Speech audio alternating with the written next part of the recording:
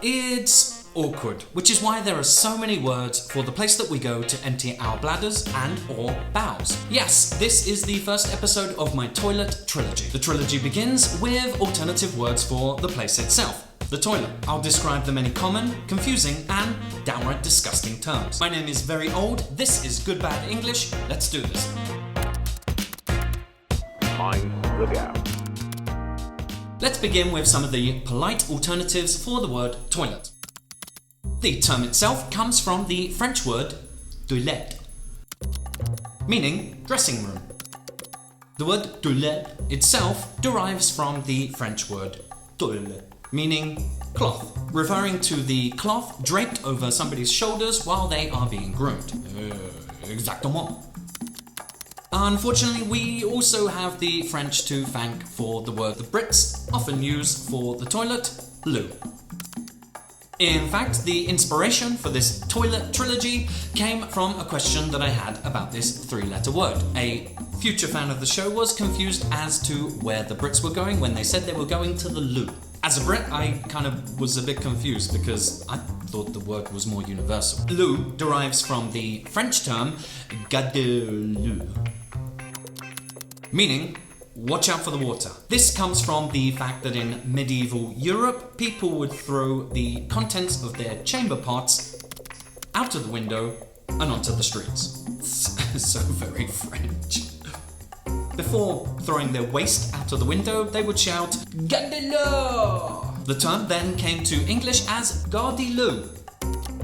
The Brits wouldn't do that. Later, this was simply shortened to loo. Americans will shy away from the word toilet by using the word bathroom. Bathroom, please. Americans will also refer to it as a washroom, a restroom, or a water closet. And Americans being Americans, they will likely initialize that to WC.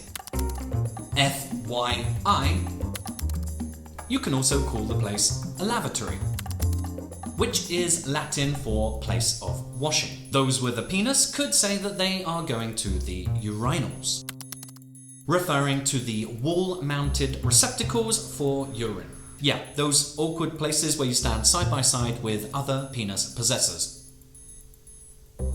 Look forward, never sideways. Grandparents might call a toilet the facilities, or public convenience.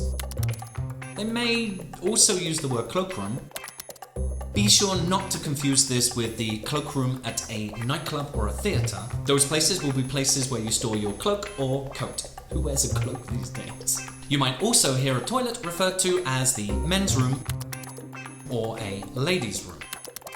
On that, I guess the less polite way of saying it would be the little boys' room or the little girls' room. Lastly, on the subject of polite terms, one that I use a lot is going to the gents. Of course, short for gentlemen's, meaning the gentleman's room. Mind the gap.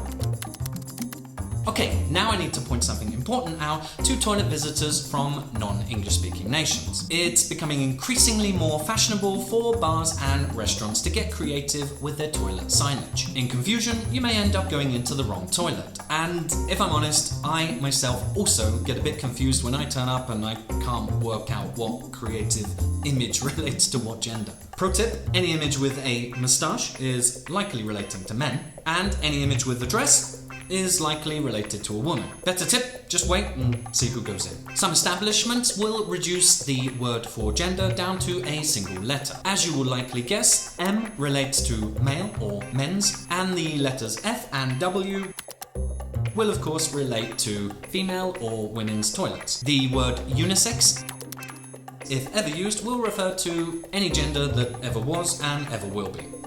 Mind the gap. Of course, there are many impolite ways that you can refer to a toilet. Here are some that you will likely hear, but I wouldn't recommend using. Brits may occasionally refer to a toilet as a bog, from the word for a soggy patch of land. Crapper is another British term for the toilet. It derives from the former British toilet manufacturer Thomas Crapper & Co. Limited. Apparently, American soldiers stationed in England during World War I would find this humorous because of the play on words with the previously existing term crap, and people from then on started calling the toilet the crapper. Somewhat similar, a toilet might also be referred to as a shitter. Another British term, although not an English language word, is casi, from the Italian for house, which is casa or casa. The Brits may also use the word lavvy. This is the shortened or slang term for lavatory. Then there is the pisser.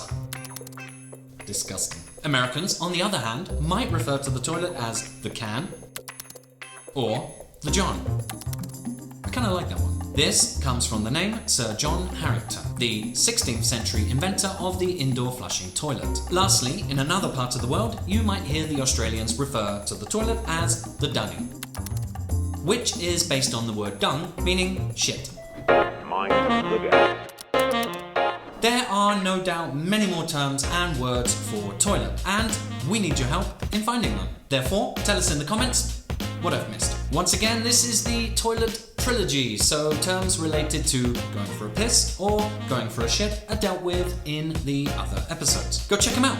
If you enjoyed this episode and learned something new, be sure to hit the like button. For more of the same shit, but slightly different, be sure to hit that subscribe button. Lastly, thank you for joining me. Parleur, de pisseur et de merde. C'est ça.